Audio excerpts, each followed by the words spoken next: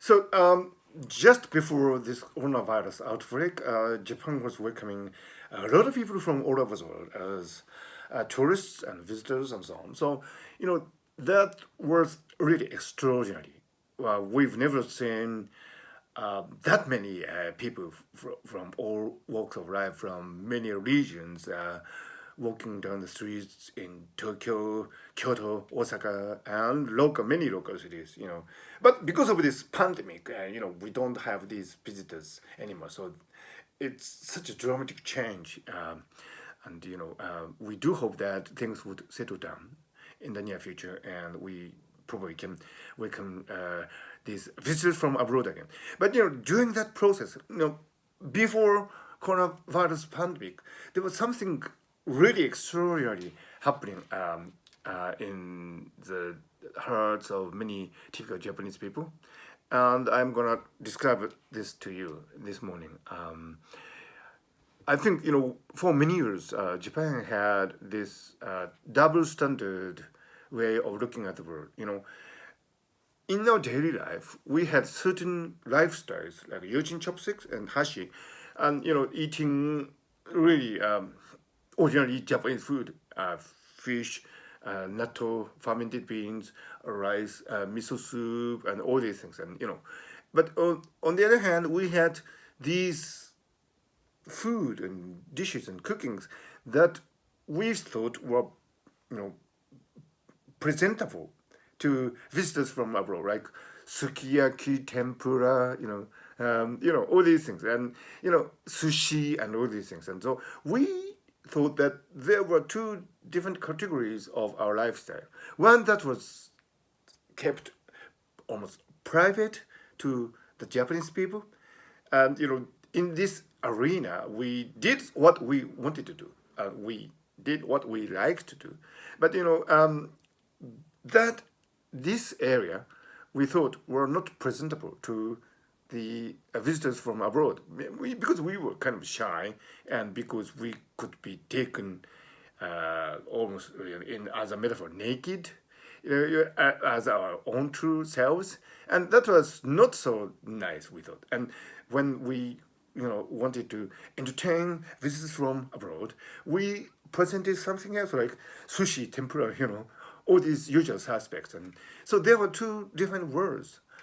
But as we had increasingly many visitors from abroad, we couldn't keep this double world anymore. So and visitors from abroad started to invade, or enter into this private world of our daily lifestyle. And something extraordinary happened. Now we found that visitors from abroad actually liked what we ate on our daily lives, like miso soup and okonomiyaki and ramen noodles, soba noodles, all these things. Actually, the people from abroad love these things, and that was an extraordinary thing to happen, because ever since the Meiji Restoration, that's when Japan started to modernize. We, had these two worlds. Our private inner world, which was not really presentable, and this, kind of cosmetic, um, external facade, which was presentable, and which was, of course, a part of our lifestyle, but which was kind of separate, to be reserved for visitors from abroad.